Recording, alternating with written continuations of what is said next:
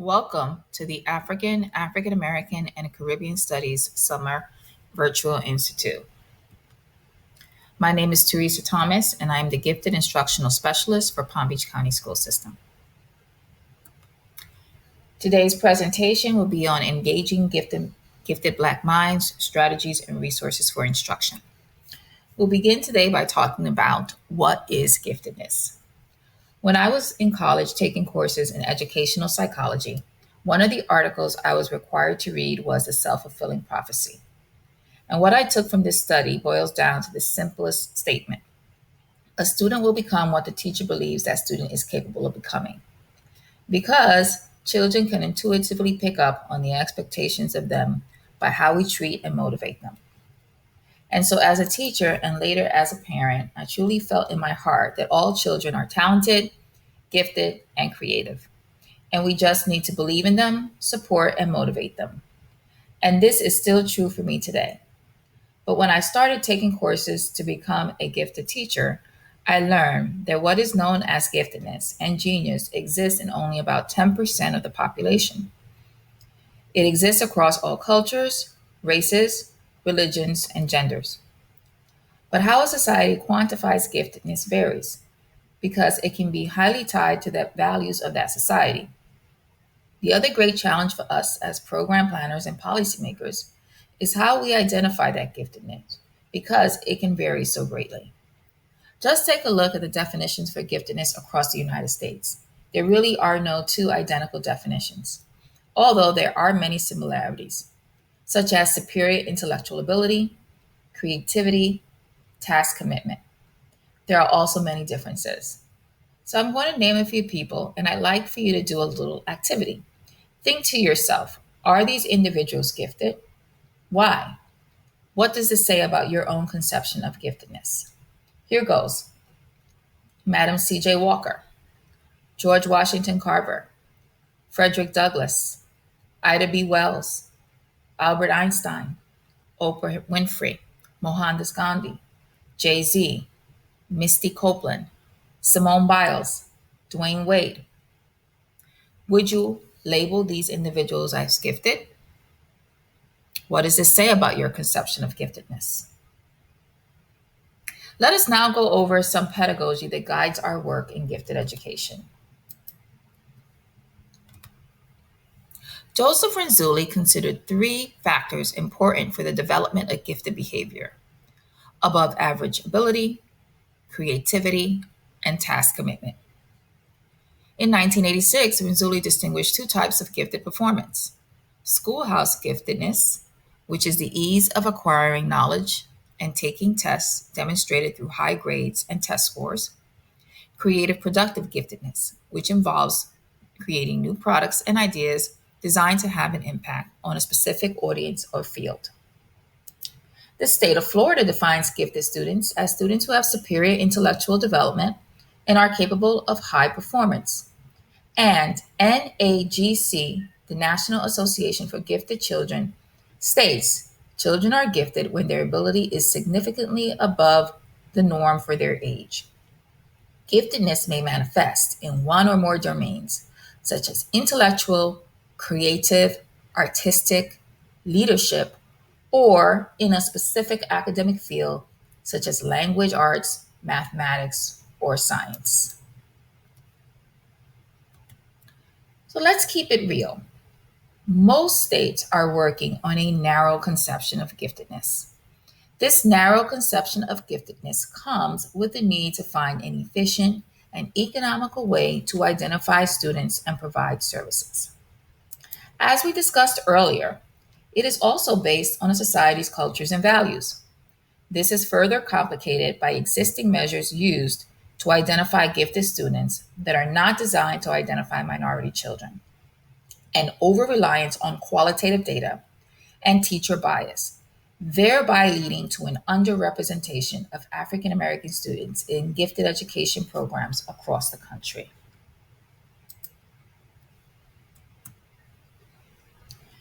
The learning environment for gifted African American students presents challenges stemming from the incongruity of school culture and individualized learning styles. African American Students rely on their perception of the teacher and the effective aspects of the environment to determine their involvement with learning. In general, schools approach curriculum and instruction from an analytical rather than a relational cognitive style. Black students are assumed to be relational, that is, predisposed to learning that is characterized by freedom of movement, variation, creativity, divergent thinking approaches, inductive reasoning, and a focus on people. Schools, on the other hand, emphasize an analytical style or learning characterized by rules and restriction of movement, standardization, conformity, convergent thinking approaches, deductive reasoning, and a focus on things. One study noted that when Black students from lower socioeconomic groups go to school at age 4 or 5, they discover that behavioral rules have now changed. Although there are attractive things to explore, there is also a new emphasis on sitting still. Play and interaction with others are encouraged only specific times of day. Music is heard at specific times of day. Physical activity, body movement, and expression are not being associated with cognitive learning are relegated to activity or play periods or physical education classes.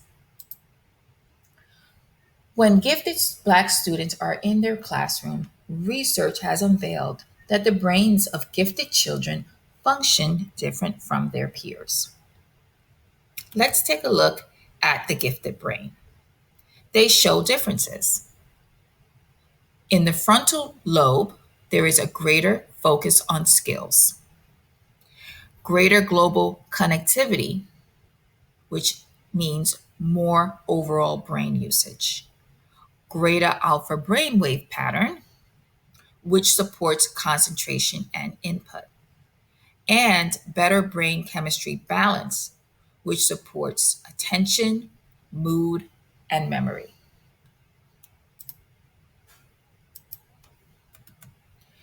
David Sosa has pointed out some underlying structural differences in the gifted brain. The thickness of the cortex is thicker in gifted individuals at a younger age and allows for the formation of a higher number of neural pathways, known as neuroplasticity. The non gifted brain takes more time to thicken and thin out, which correlates with slower pace of neural activity. The higher the ability of gifted individuals to imply, infer, reason, or create makes them more likely to be involved in activities that require abstract thinking, divergent thinking, and generalization. Michael O'Boyle has found that superior math performance was correlated with increased bihemispheric activation. As seen in the figure, math gifted adolescents performing mental rotation tasks activate more brain bilaterally than average math performing peers.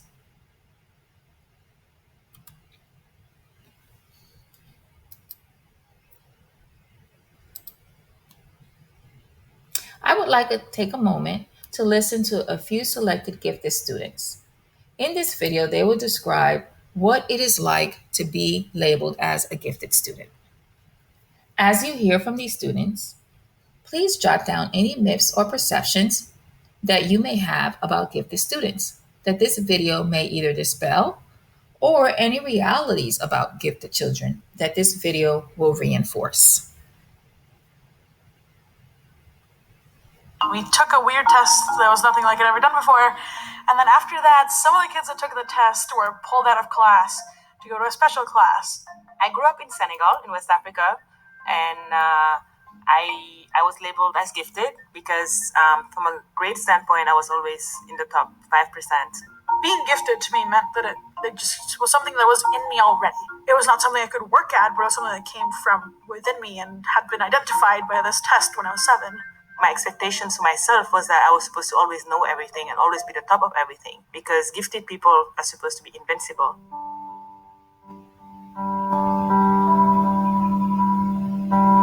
as someone who was a top student, who was smart, I needed to be doing everything all the time, so there was no room for mistakes. I wasn't supposed to ask questions because I was already supposed to know how to do everything. And people would come to me, but I couldn't go to anyone else if I hadn't. Well, the first time I really struggled with something was memorizing my times tables. And that made me feel terrible. And like my mom would talk to the teacher and like everyone was freaking out that I couldn't do something. And struggling meant that maybe it was running out. Maybe I was getting towards the end of that thing that was within me and I couldn't go any further. So it was really scary. Being labeled as gifted based on my grades made grades the most valuable assets I had.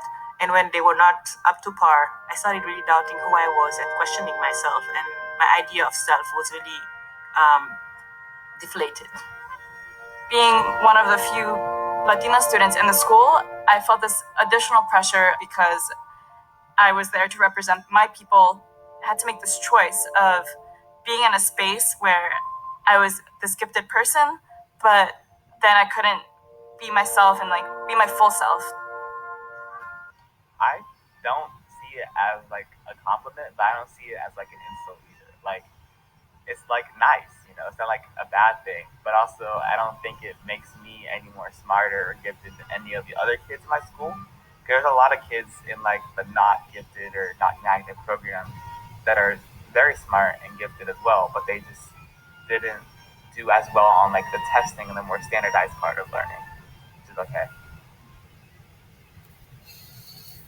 So let's think about the needs of these gifted students and the perceptions that they have of themselves.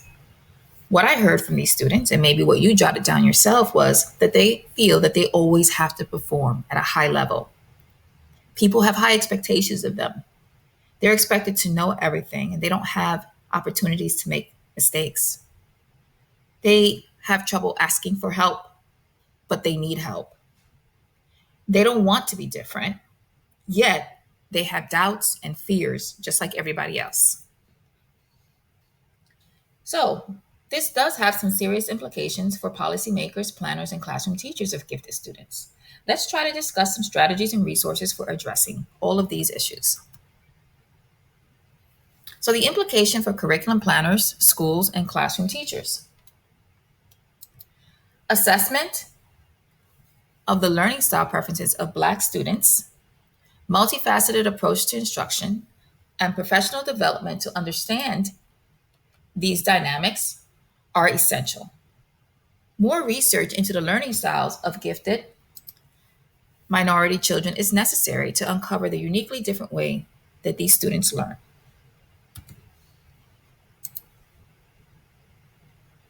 African American student recognition patterns focus on affective rather than physical characteristics, and Black children prefer a variety of stimuli in the learning environment and a variety of teaching methods and materials. African American students are intuitive, holistic, divergent, qualitative, impulsive, field dependent, and they perceive things globally and work better in groups. While their European counterparts tend to be convergent thinkers, logical, structured, quantitative, reflective, field independent, pull things apart, and work better in groups.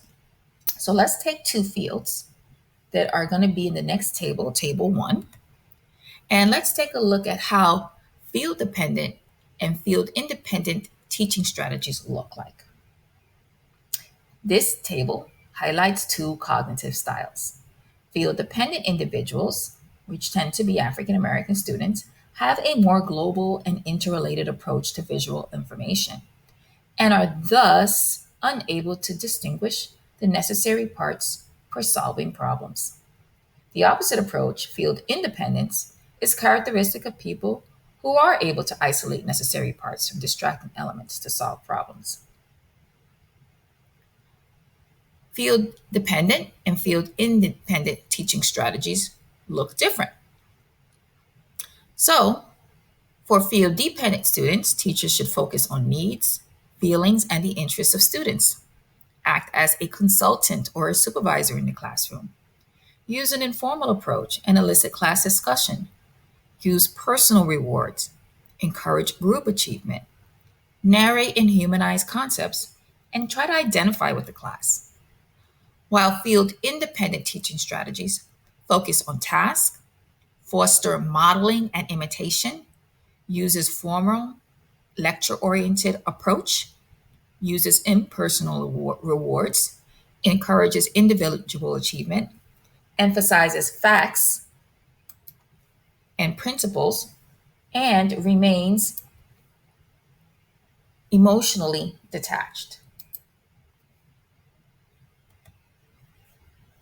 One strategy to support our learners is to address the classroom environment, classroom organization, and management. Try to create open and flexible classrooms that allow students to work independently and in small groups.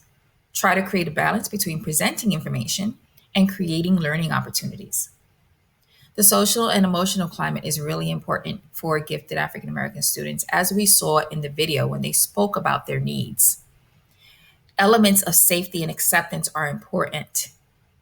Since our students can display perfectionist tendencies, feel the need to complete tasks quickly and get the answer right, this often makes them feel like outsiders among their peers.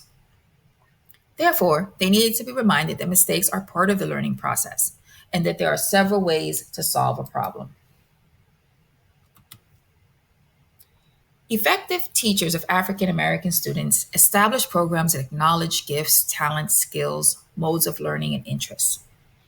Possess or develop a wide range of teaching skills that appeal to cultural differences. Are empathetic, caring, and respect cultural differences. Infuse cultural constructs of students into their curriculum. And 5 ways to increase relevance of lessons to make them more meaningful. Let's now take a look at some learning frameworks, theories of learning. Can any one model of learning work for all students? According to Owen Wilson, simply put, models of teaching deal with ways in which learning environments and instructional experiences can be constructed, sequenced, or delivered. There is no one size fits all. They provide theoretical or instructional framework patterns for educators, and they vary across discipline and or student population. Several theorists have offered comprehensive frameworks and innovative solutions that can be implemented to support the success of African American learners and appeal to their learning preferences. Let's take a look at Dr. Donna Ford. Dr. Donna Ford focuses on creating culturally responsive learning environments for culturally and linguistically diverse students in gifted and multicultural education. This work is very close and personal to her. Let's hear from her now.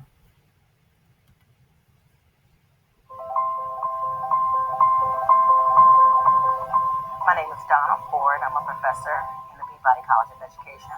I'm in the Department of Special Education and have another appointment in teaching and learning.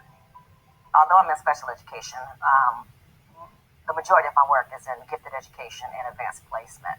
So for a few decades, I've spent all of my scholarship and energy trying to make sure that Black students, Hispanic students, and those who live in poverty have access to gifted programs. So the term I use is that we need to desegregate our gifted education programs and open doors to advanced placement as well. My work on gifted students is personal. I had a 10th grade experience at a private school that convinced me that even though I was gifted, I was not worthy. I think teachers discriminated against me because I was low income and frankly because I was African American. Then I became a mom. I did everything I could to make sure my son was prepared for school. In fact, advanced. And when the school psychologist tested him, I came back and she had this strange look on her face and my son was crying. And I'm like, what's going on? And she said, well, he's socially incompetent. And those were fighting words, by the way. So he didn't know certain words. And I'm like, I don't use those words. And he couldn't identify certain pictures. One I remember was a pasture. And I'm like, we're in East Cleveland, Ohio. There's no pastures here. There's no a lot of grass here. It's all concrete. Why do I have to have my son know, what a pasture is? And how does it make him less intelligent than someone else? It's personal. I don't want another child who lives in poverty or based on the color of their skin to be denied access to gifted programs or to be tested in ways that will not pick up their gifts and talents.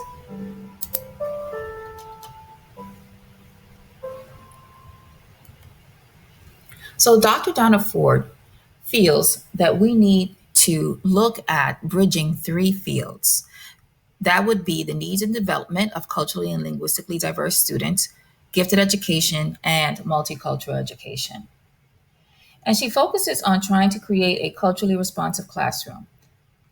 A culturally responsive classroom is a broad concept that encompasses components of the entire learning environment, from relationships to curriculum to materials to pedagogy. Students who bring their differences to our classrooms want to be respected, appreciated, affirmed, and validated.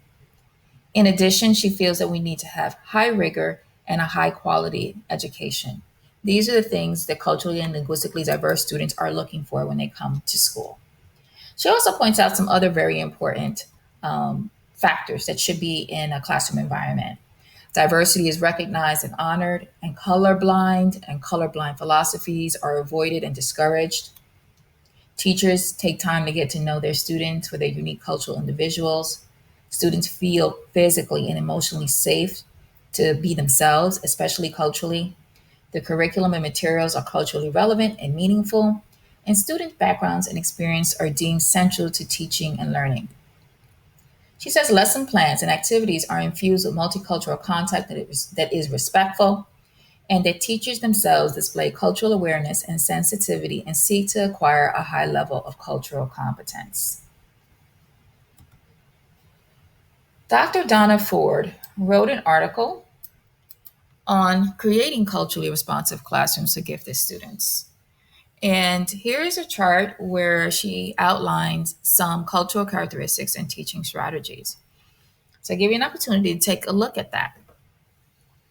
So if students display harmony, which is a desire to fit in, to feel part of the classroom community, movement, which is active enjoyment of physical activity, and verve, energetic, dramatic, and lively, there are some sample teaching strategy that can address those characteristics. For example, creative movement, dance and drama, role plays, simulations, theater, field trips, physical activities such as tactile and kinesthetic activities, singing, humming, whistling, chanting, creating melodies, songs, background music in the classroom. Students who cultural characteristic has an oral tradition or expressive individualism. Some teaching strategies to address those characteristics are seminars, discussions, and dialogues, oral presentations and speeches, debates, word games such as idioms, jokes, riddles, homonyms, and anagrams, poetry, creative writing, journaling, storytelling, reading, choral reading, peer reading, and individual reading. Multicultural education refers to any form of education that incorporates histories, texts, values, beliefs, and perspectives of people from different cultural backgrounds. Multicultural education values cultural pluralism, affirms that schools should be oriented toward the enrichment of all children and youth through programs rooted to the preservation and extensions of cultural diversity. And the University of Washington has a comprehensive site with multicultural goals and dimensions.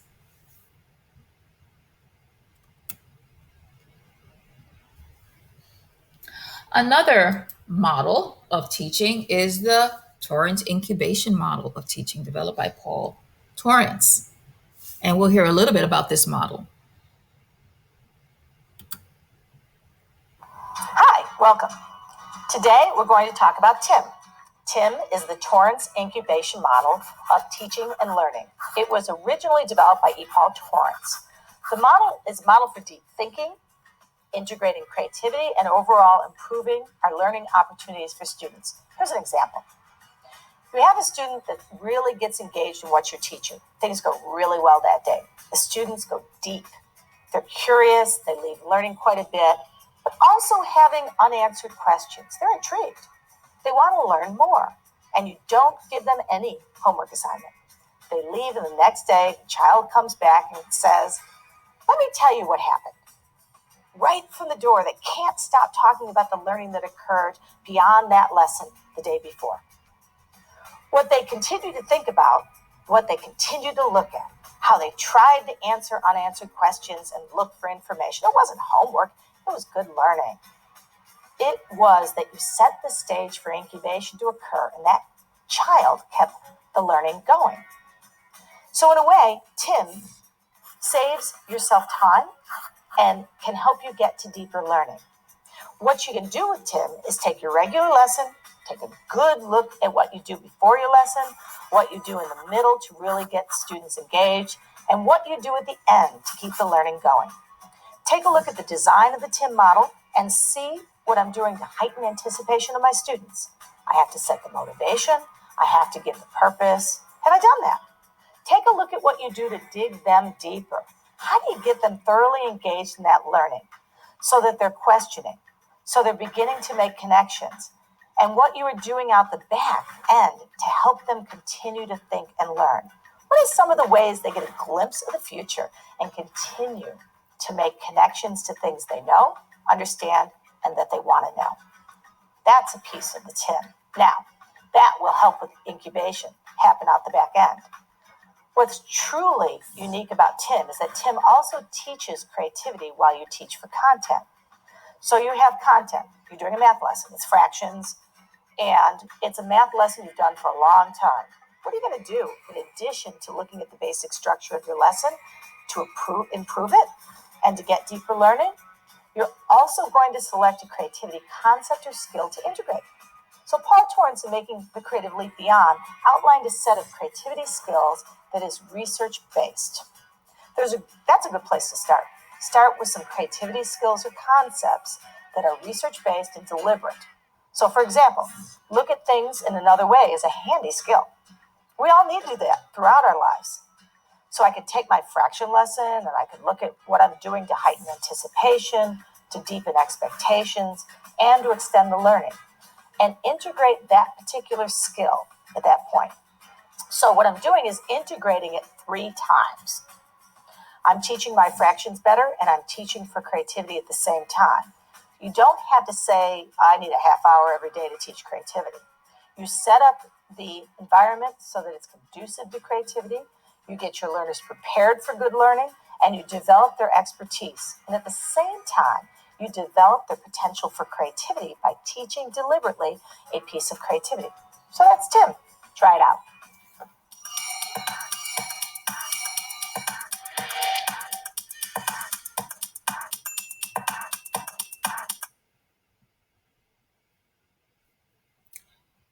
So Torrance created a model for creativity that focuses on the elements of creativity, creative skills, and creative motivations.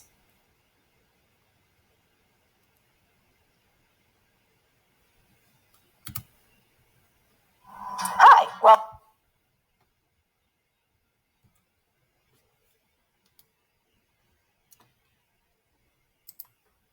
The Torrance incubation model of creative teaching and learning can be applied to a lesson, unit, or project. The application of TIM and the identification of a specific creativity skill is an effective way to teach creativity without impacting the teaching of core objectives or curriculum content. TIM has 3 stages. Stage 1 is heighten the anticipation. It is designed to adequately and mentally prepare the student or students for the project ahead. Torrance describes this as the warming up period with the following 6 functions. Create the desire to know, heighten anticipation and expectation, get attention, arouse curiosity, tickle the imagination, give purpose and motivation. Stage 2, deepen understanding, is where the problem is identified, defined, applied, and creativity is nurtured. A list of actions or metaphors communicate the development process. For example, digging deeper is an action that encourages students to go beyond the surface of the problem, identify the unknown, discover things they would miss, synthesize the information, and begin to come up with solutions and actions that can be applied to the project. Stage 3, extend the learning, is another list of metaphors that encourage students to take the lead and apply the project in a real context to extend their learning.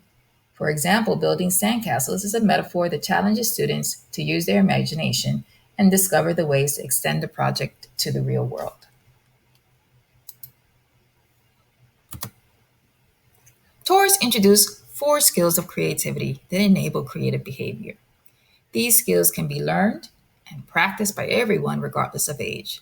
The 4 skills are fluency, flexibility, originality, and elaboration. As individuals develop creatively, these skills foster the development of ideas. Strategies and creative thinking tools stimulate individual growth across these areas. Tools and strategies tie back into these 4 overarching skills. Fluency is the generation of many ideas during the creative process. Flexibility is a generation of different types of ideas and categories. Originality, the uniqueness of the idea. And lastly, elaboration, the addition of detail. Another framework for teaching is Howard Gardner's multiple intelligences.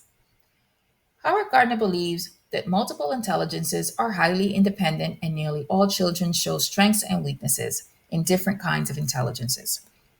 Children need to develop their intelligence to a high level competence by motivation and opportunity. This framework allows for freedom of movement, group dynamics, is field dependent, and many activities can be designed to encourage and support creativity and divergent thinking, which are all learning styles that are preferred by African American students. William J. Jordan developed the synective model. Synectis is an instructional model designed to activate student creativity and help see old ideas in new ways, using metaphoric thinking to activate generative thinking. As previously discussed, African American children tend to be field dependent, that is defined by a relative inability to distinguish detail from other informations around it. Using the synectic model, African American learners can discuss what they already know about a topic, predict content, or look at and listen to related material that is tied to their holistic and divergent learning styles. 4 main steps. 1, use a direct analogy, where teachers identify the concept to be explored by creating a direct analogy. Learning is a circus and invites students to think of characteristics for each. Personal analogy. Although some students may find this step challenging at first, this is where the student creativity is ignited and birthed by becoming the conceptual object and analogy. Learning. I feel shunned and very unappreciated at times. Circus. I feel excited because I'm the life of the party. Group sharing and class dialogue is also a benefit. Third, analogy contrast. Students compare and contrast the analogy and conceptual objects. Again, other opportunity for students to express their various creative and different thoughts. Learning is not like a circus because it's not always entertaining and exciting. New analogy. Students have the pleasure of creating their own analogy or group analogy. Being the last step of the module, students are likely to be excited about presenting their new idea to the classroom. For example, learning is like a box of chocolates. The triarchtic approach is when teachers present instruction so that at different times it engages the students in analytic, relative, and practical thinking while solving problems. Steinberg's triarchtic theory of intelligence is comprised of 3 subtheories that serve as governing bases and appeals to the holistic learning styles of African American students. The first subtheory relates to the internal world of the individual, specifying the mental mechanisms that lead to intelligent behavior. This is the first column, individual. The second subtheory specifies those points along the continuum of one's experiences with tasks that most critically involve the use of intelligence. The third subtheory relates to intelligence in the external world.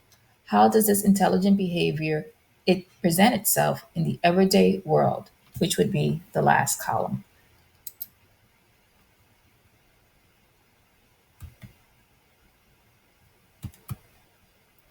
Lesson planning for gifted students. What could it look like?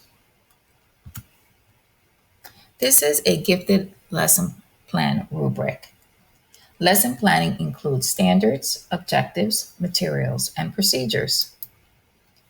Assessment, differentiation should also include how you will differentiate in terms of the student's content, product, and process.